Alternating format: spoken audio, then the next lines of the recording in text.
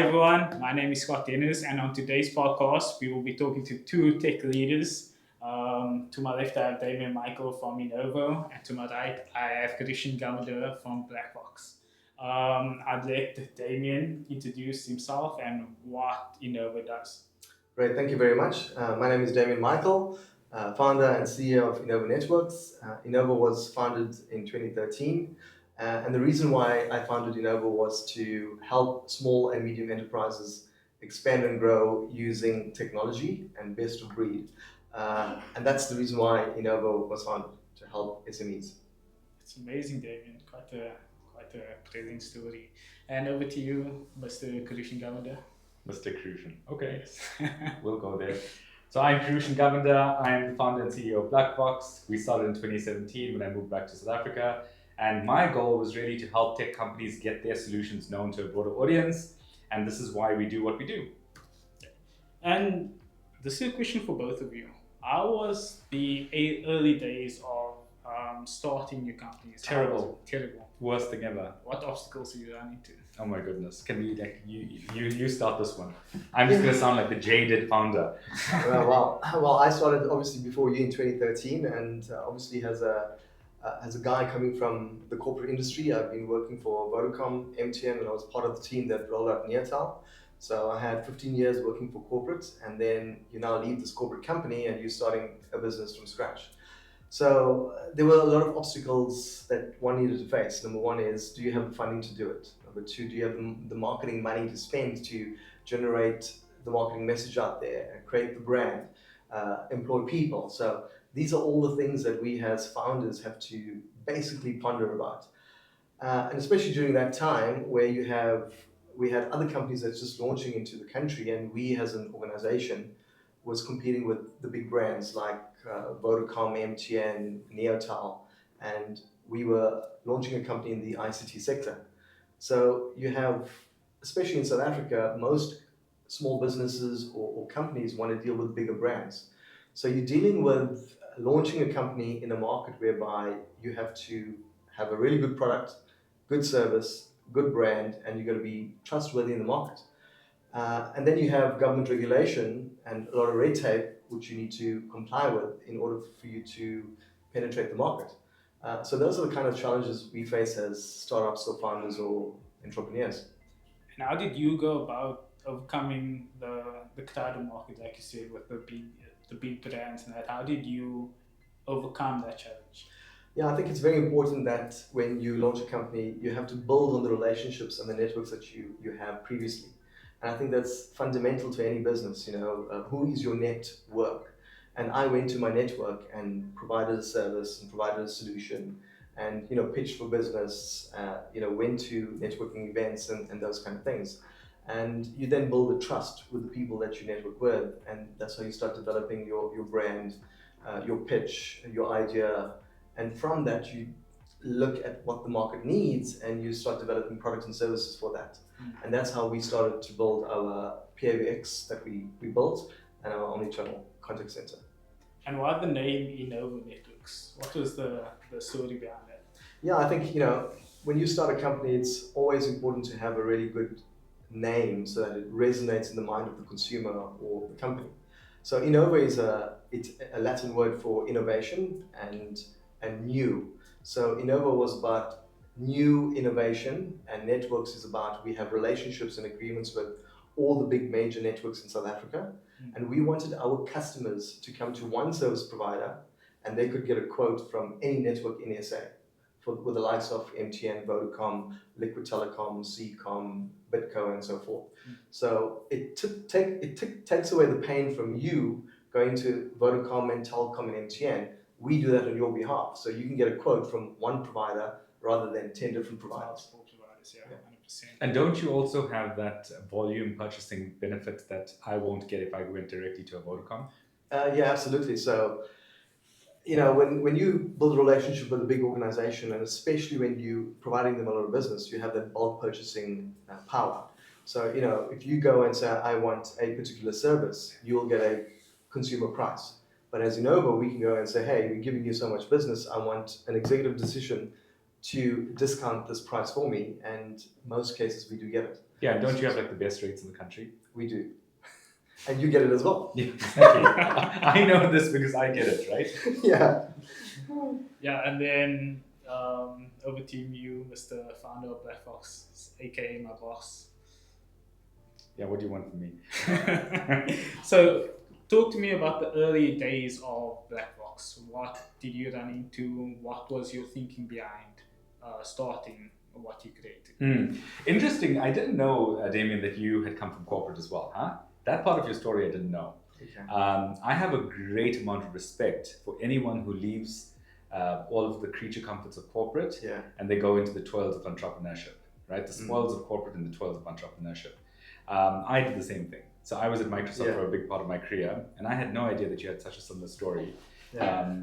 So for me to give up, like I think I was doing really, really, really well at Microsoft. I was definitely not one of those that was ushered out the company.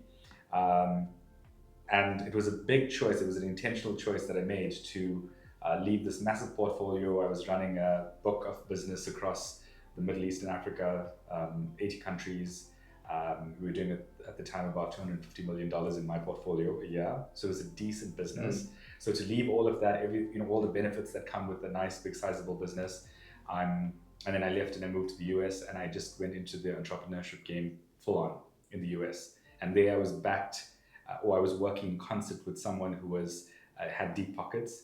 So he was very happy to invest in a new entrepreneurial play. So that's how I got my toes wet. Oh, wow. And then I started seeing all of these amazing business development tools, these expansion tools, these marketing tools that the US, it was just being used by everyone. And I was like, in Africa, for as long as I was here, and I was always involved in business development, marketing, sales, we never used the bulk of them. So that's how I had the idea to just pool all of these tools together and take it back to the same networks that I had, back here, because I was, I'd spent so many years across Africa and the Middle East that I had a lot of networks here. So I thought, let me just take those solutions, those products, and repackage it and make it available to the key people here that I've always worked with. And I know for a fact that they're trying to grow their software businesses. Okay, because I grew up here, as in my career grew up here. So and that's how Blacfox was born. That's how the concept came to be. Little did I know that when I started, it would be terrible. I mean, you're talking about marketing and getting your name out there and just becoming known. My goodness, you say it and it doesn't sound that bad, but when you're on the ground and you're trying to get your brand out there and you're trying to get your name out there and you're trying to knock on doors and you're investing so much sweat equity. Yeah. You're just investing your time on knocking on doors. That for me was the toughest part. Yeah. That the return versus what you're putting out there, the ratio is very imbalanced in the early days. Correct. And so, and the other thing that I didn't account for, you see, theoretically moving out of corporate and doing my own business made a ton of sense. The thing I didn't account for was that the only money I could get or I could earn was for products that we were delivering, but how much of my week did I deliver, or how much time per week did I allocate to my delivery to my clients? I didn't have 5 days worth of delivery time. I only had a fraction of that because I had to spend all my time on all the other steps of the business, like the selling. The selling is not delivery. Yeah, exactly. Right? Yeah. The building out the networks, the marketing aspect, right? Trying to get that list of people that I could actually go to for business. All of that took so much time. The planning, the staffing up, the early days of staffing up. There's no processes, there's no HR, there's nothing. Yeah. So much time goes in all of those activities that your net delivery time gets less and less and less, but you can only get paid for what you deliver. Yeah. So balancing, doing that fine balancing act from a time management point of view on like how do you manage your delivery time versus all the other demands so that you can still earn enough to be viable. That is the trick. And I think that's what I found a lot very difficult. Yeah, I also think that, when you approached us and, you came there with this price of, dollars, you don't find too many small businesses or startups able to pay that from their own pockets, right? Yeah. So it's a very difficult sell, especially when you're starting up. Yeah. But I'm not too sure if you did the same thing then. Or did you pivot from there? Pricing-wise, you're asking the right question. I made tons of errors on that even. At some point, I think we were priced too low. So even though we were booking work, we were not viable. We weren't able to truly do the work that we needed to do. I must say, touch wood, we weren't very unviable, but we were just like teaching at the edge, right? Then I had to adjust the price point in a way where I felt it was the right combination of going a little bit further up the value chain. So we had to go slightly higher up in the market. We couldn't just go to any person out there who needed services. And then we had to package our value in a way where we'd rather do our work for fewer customers who are willing to pay a bit more and then get a lot more value out of that engagement. Okay. So we found a happy medium, which so far tends to be working. Okay. Yeah.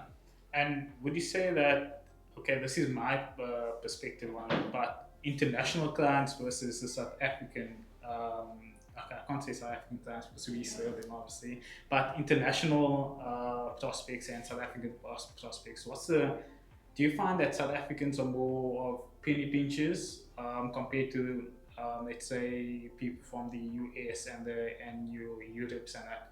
What differences do you notice in dealing with such customers? No, I'll have a go and then you can tell me your take on it. You want to ask me this one, right? So basically, I think there's a very big difference between South African clients and international clients. But I don't think it's about money. I think South African clients pay handsomely. I think given our economic situation, given all the difficulties we face as a country, economically speaking, I'm impressed, I'm consistently impressed at the fact that our South African clients will pay. Because I could go to American clients, for example, clients in the US, and they are willing to pay a bit more, but not by a mile.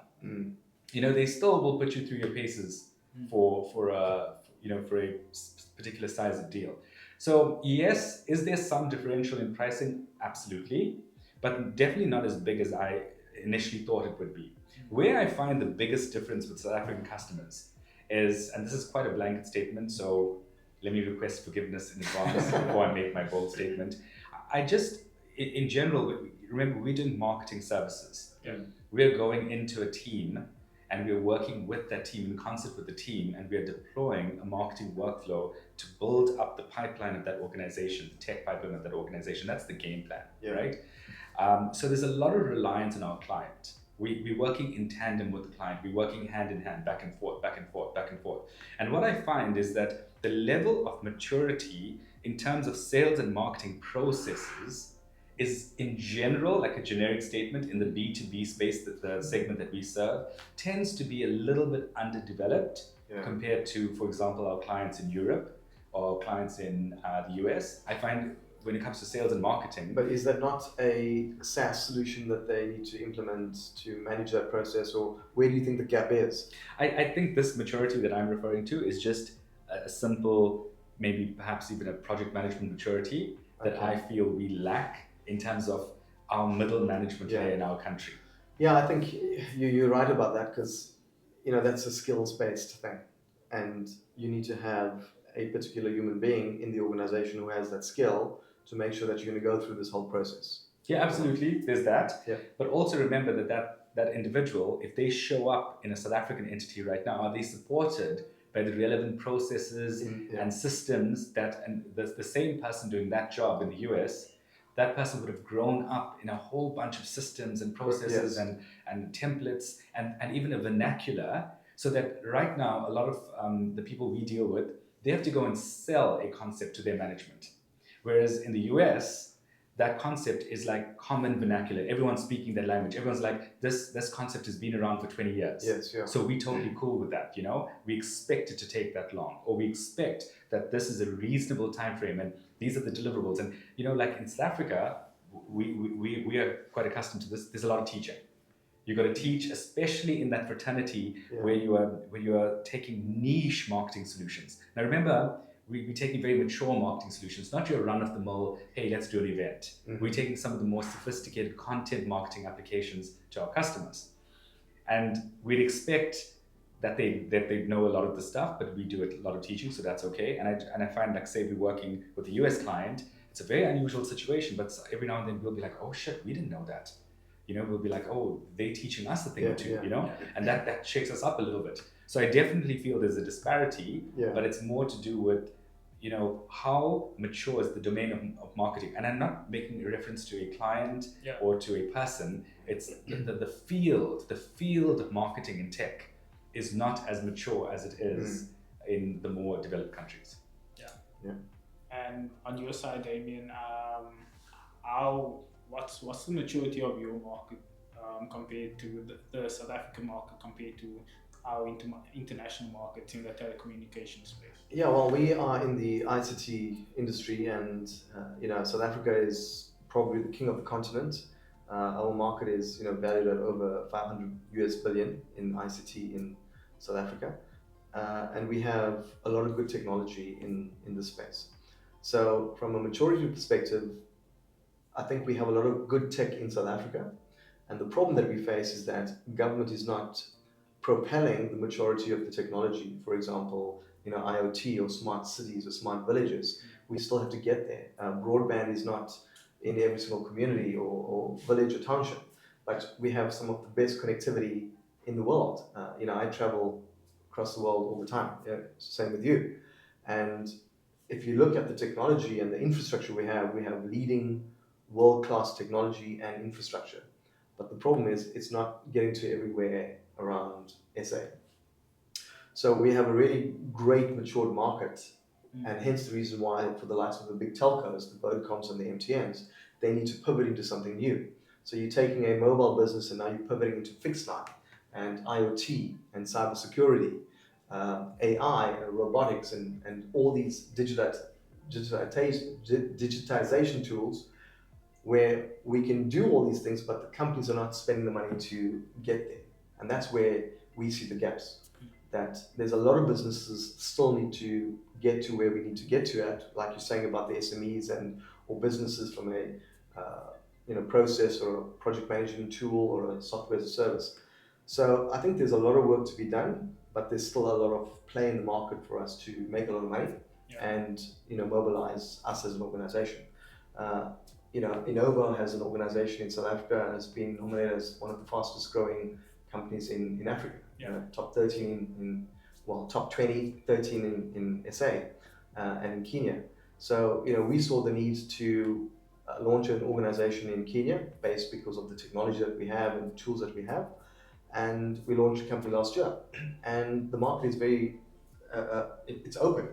I just presented to a government organization this week called Konza, and they're actually building smart cities in Kenya.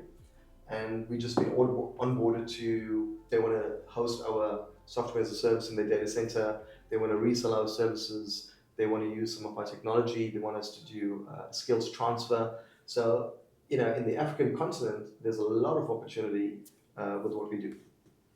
And like to my earlier point where I mentioned that the staying above the crowd or staying oppressed over the crowded market, how do you differentiate yourself between the likes of the Vodacoms of the world or the MTNs and that? I think the first thing for us as an organization, but also a small business, we understand that we're competing with them.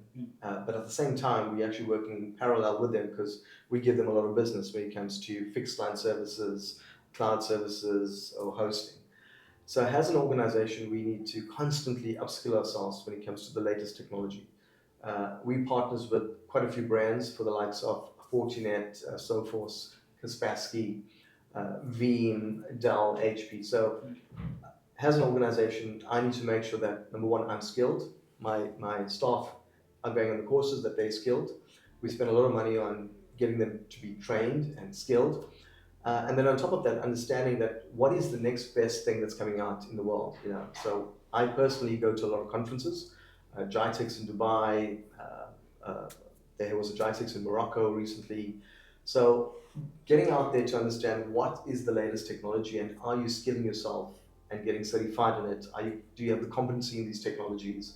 And are you rolling out these technologies faster than the bigger companies? And as a small business, we are more agile. We can launch and roll out a service faster than a big corporate. And that's the kind of thinking that I utilize in the organization to make sure that am I faster than a Vodacom and an MTN or a big telco? So that's the kind of thing that I do.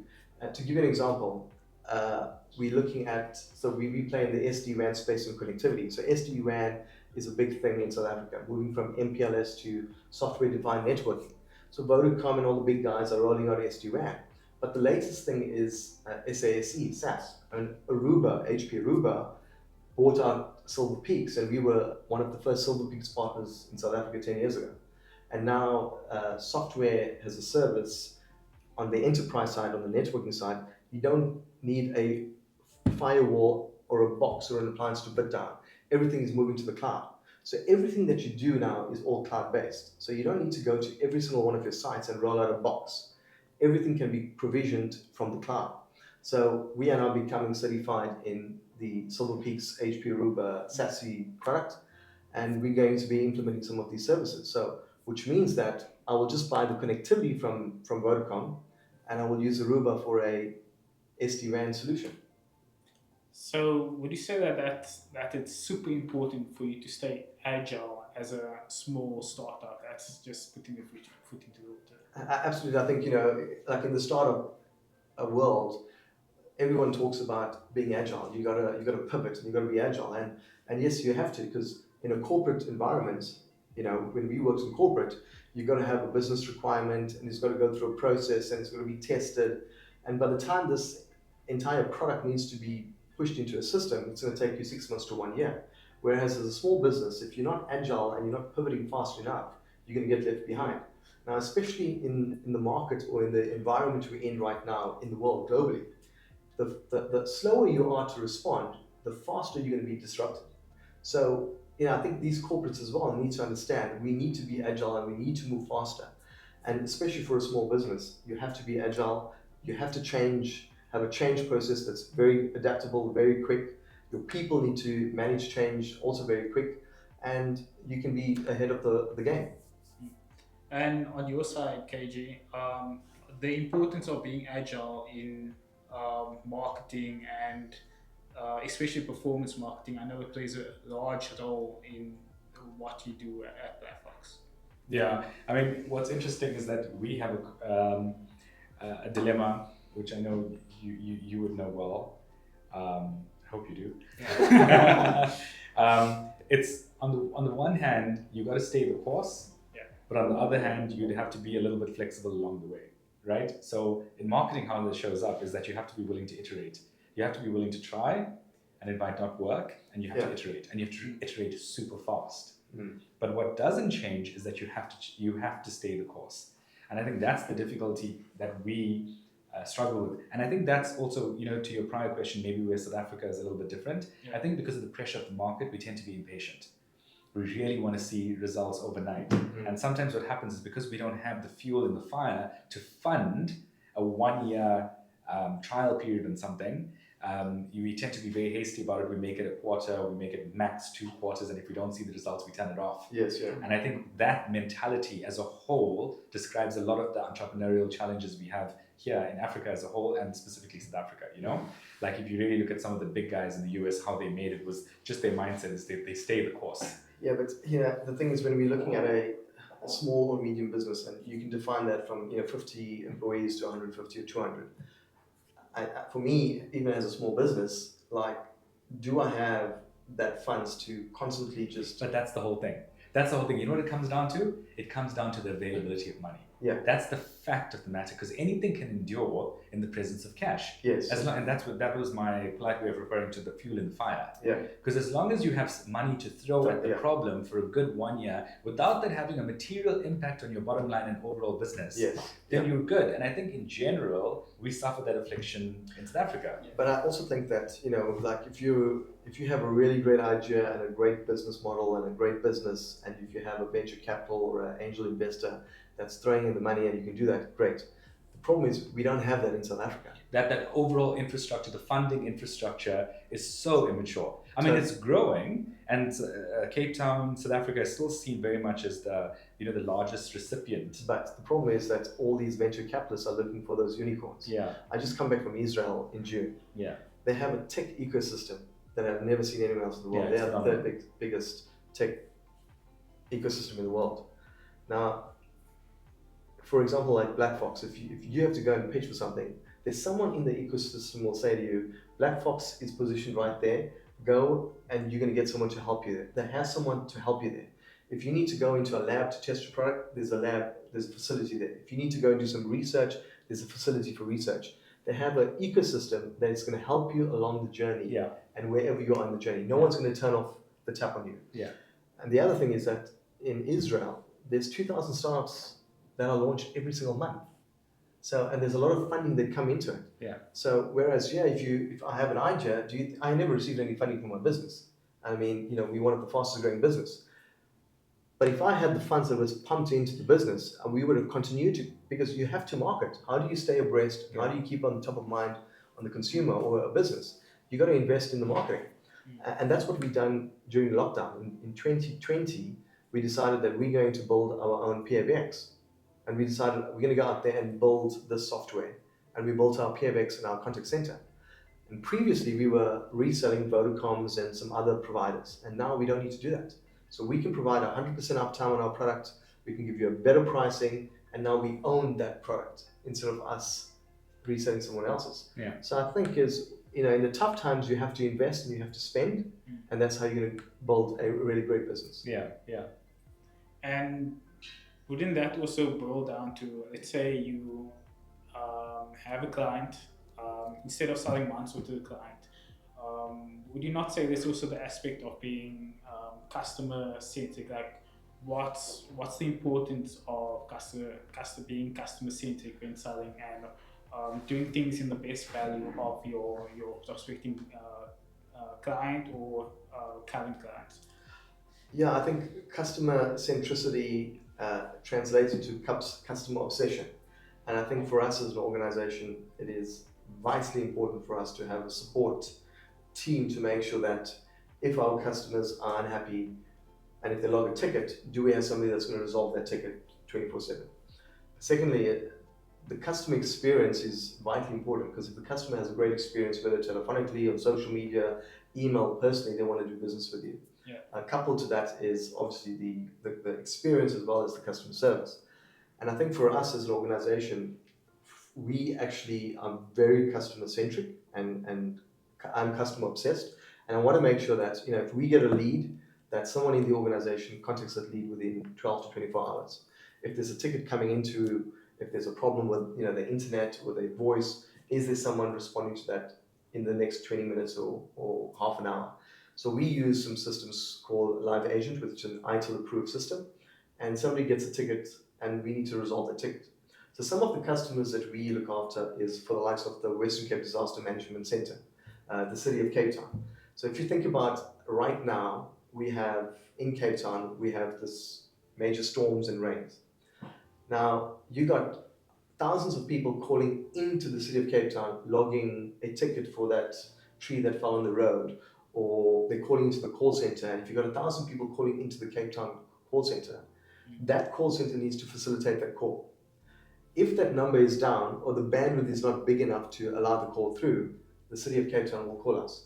So we need to be also very agile. So we have to manage that line to make sure that is the bandwidth enough, the throughput enough to send the calls through? And if it's not, are we doing something on the back end, which they don't know about, but we do, so we increase the bandwidth. Secondly, that line needs to be operational 24/7, 365 days a year. Now, if the municipal manager, the mayor, or the premier sends us an email, we need to jump off our seats and respond to that immediately. So that's the customer service or the customer experience and the customer obsession we have, is that when we build a solution for the client, we need to make sure that that solution does not break. Right now, we also support the Western Cape Disaster Management Center. We do all the audio-visual and internet connectivity. So there's a major problem in the Western Cape right now. So we're supporting the City of Cape Town and the Western Cape Disaster Management. So if your customer service is not packaged the way the client wants, they can really turn off the clock or the tap tomorrow and you without that customer. Yeah. So it's important that how you build your solution has to be also customer centric, but also your solution needs to be best of breed, that it's not going to fail in times of disaster. And I think what you're saying there is that when you're thinking customer centricity, you're not thinking only in terms of your customer, but their customers. Absolutely. And giving their customers a good experience. Yes. And as long as you focus down to that level of the value chain, then you'll be okay. Correct. Because at the end of the day, your customer has customers that's going to be impacted. Yeah. And you need to make sure that you're delivering to their customers as well. Yeah. And for me, that's how we package our solution. And we want to make sure that that solution does not break, because as long as it does not break and they servicing or supporting their customers, we know that you're gonna build a great solution. But I mean, customer service and customer centricity and customer obsession has to be crucial in your value chain in your business. Otherwise, your customers will leave. Yeah, 100%. And KJ, I know you feel extremely strong on this point of client centricity. Would you like to add anything to that before I move on to our next point? I mean, I think you covered it well. I think it's not just about focusing on your customer, but focusing on what their customers are experiencing from them. Yeah. And it's really taking ownership across the board. And I think that, we try to get that right as well. And I think that sometimes in our game, the work that we have to do to be really customer centric, because we are a project driven business, right? So we're doing these projects and they, slightly more substantial. And it's not like we're offering a service to a whole bunch of companies. Yeah. We're very selective about the few companies we work with from a capacity point of view. So I think that from our side, it's about really being as knowledgeable as we can be. That's what it comes down to. I mean, I think the one thing we cracked is we got a team that really, really works hard for every single client, and I think it shows up. Mm-hmm. And our hardest thing is that we work with that client to represent products that are not our own. So when we come and we work with you, we're representing your product portfolio. So our team has to know your product portfolio as well as you do in a short space of time. And unless we crack that and get that right, we can't represent your product to the market. And I think that's where our real client centricity or vision for client centricity, that's where it hits home for us. Are we living up to that standard? Are we living up to that gold standard where we can confidently say we really understand the product portfolio of our clients, and can we take that to market? Like my inside sort of gauge in this area is, if I know I can sell your product, I can pick up the phone and I can sell your product to a client on my own, and I know I'm gonna get a close, then I feel I can act for you.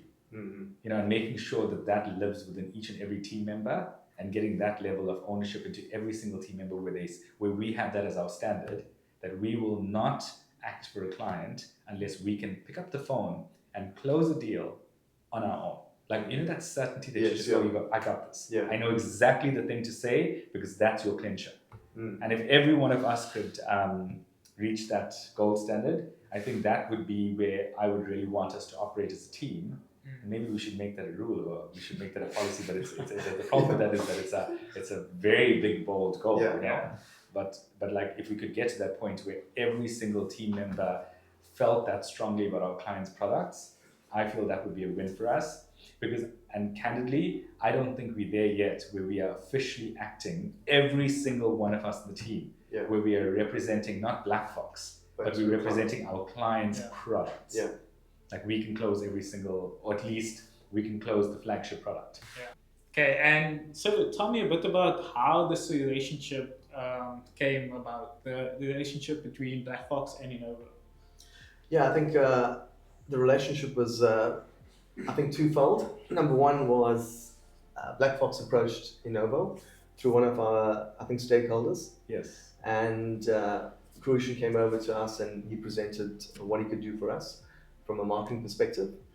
At that time, he did a really great presentation, and all these bofus and mofus and whatever foos else he spoke about. And he then hit me with a price of $15,000, and I'm like, oh, okay.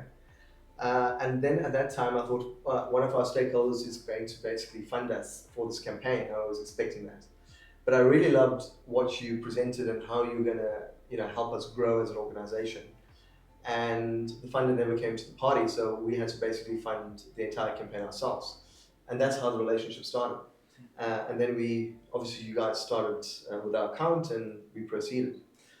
And then I think on top of that, I then asked probably you or someone else, you don't have a telephone system in your organization, can we sponsor you a telephone? And Kerushan said, yes, well, why not? So we decided to sponsor you a hosted PBX, and you just paid for the calls. Yeah. And that's how the relationship started. And remember, we also used that idea. We sent that message out to a whole bunch of people. Yes, yeah, we did a campaign for that. For the NGO. Exactly. So you gave that as an offer to us, and then we extended that into The marketing campaign, like yes. a packaged campaign. That's right. And then I know a whole bunch of people were interested in that. Yes, we did. We did sign up a few NGOs.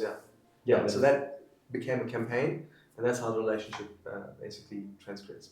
Awesome. And now we sitting and having a podcast together. Yeah. And he's just down the road. You didn't say that part. Yeah, just down the road. Yeah. In Century City. Yeah. And before we close out, what's one piece of advice that you would give to a startup business if they were starting right now in South Africa? I think the one piece of advice that I would give to any startup is that number one is you have to believe in yourself, believe in your product. You are going to get the naysayers and the haters who are going to say it's not going to happen, it's never going to work. But I think if you truly and honestly believe in who you are and believe in the product or service that you can deliver, you should continue to stick with it and persevere and make sure that you can see it to the end. And I mean, we could look at the likes of Colonel Sanders and Raymond Kroc, at what they did and what they invented at what age they did as well. And they believed in themselves, and they now they have a global organization. So I think we tend to go to many other people, whether it's family, friends, or fools, and they tell you it's not going to work or it's a crap idea. And yes, there are many crap ideas out there, but if you can make it work and if you can execute it faster than somebody else, you can build a good business. Yeah, it's powerful. And you, KG? Yeah, I think that be ruthless in your war against distractions. Because I think that for me is the make-break point of any idea. Even what you're calling the crap idea, sometimes that crap idea might be able to grow legs if you're ruthless against all of the distractions that befall not just entrepreneurs, but I think anyone, right? We are all subject to distractions in this thing called life. Yeah. There's financial pressures, there's pressure from family and friends, there's internal pressures, dissatisfactions that we all experience. And then even if we move beyond that to the more tangible real life distractions, you arrive at work, there's 20,000 things you have to focus on, people coming to you for approvals, people swinging around their chair constantly asking you, hey, can you do this one thing for me? So there's just so much distraction, being able to fend that off, in a very, very intentional way, not by chance. You are intentional about what you admit into your zone and what you exclude from your zone. I think that getting that right is a constant battle. It's never something that you can just arrive one day and go, I'm totally perfect at it. Yeah. But I think that is factually the make-break point, because even when you start in your company, staying true to that thing that you feel is going to work. Yeah. Despite the fact that you go and you speak to this one potential customer, or you speak to a stakeholder, or you speak to a vendor, and they say, oh, that's great, why don't you just do it this way? Because they are covering their interests, you see? Yeah. So they're going to speak from their vantage point. So to stay true to what you believe is your business and your model and your product and what you're going to be selling for money, staying true to that and just making sure that everything comes down to that one transaction, including when you're going and you're bidding for a deal and then they're telling you, oh, that's great. We have money in this pot for this and we have money in that pot for something else. And the next thing you walk away, you think, maybe I should be doing something in that other area because there's money available. Not staying true to this one thing where they don't have money available, so now you have to walk away from the deal. That down to that level of focus so that you can just push through and get your job done for the day, that's the single most difficult thing. And I will say from an advice point of view, just build that muscle. Wherever you are, even if you are in corporate right now, you have a day job, build that muscle. And the ability, and I think we've got a blog on this somewhere along the line, the ability, harnessing that ability to say no to the wrong things. Yes. And there's some things in life that we know we should be saying no to because maybe they things that are not good for us, they're not good for our families, they're not good choices, right? So it's down to that level of just saying no to that kind of stuff. And then as you come up the line, there's even other things that seem exciting or seem like a cool venture, a cool thing to get involved in, and you've got to learn to say no to that, and you've got to learn to say no, and you've got to learn to say no more and more and more. And the more you do that, the more you build that muscle, that ability to just say no comfortably and still be who you are and stay true to your own goals. That I think harnessing that skill, mastering that skill, no matter where you are today, employed, entrepreneurial, or otherwise, whether you're still in school, just harness that ability, shape that ability, and I think that's the biggest ticket out of here. Yeah. I think this conversation has been very inspiring, especially in me as the youngest guy at this table. Which he obviously has to point out. And mind you, he repeatedly points it out to me. I'm surprised never made a comment in your I direction. do look younger than you, that's why. He says with a full head of grey hair. But yeah, thank you, gentlemen, for joining me in today's podcast. I would like to thank you both for Thank you. giving great insights into the Did startup. you say grey insights or great insights? Great insights. You got to listen attentively. But yeah, thank you for joining me today, and for those that are watching, thank you for joining us for this insightful conversation. If you like what you've seen, leave a like below and comment what was your best bits. And don't forget to give a follow over to Innovo Networks and Blacfox. Awesome stuff. Thank you very much.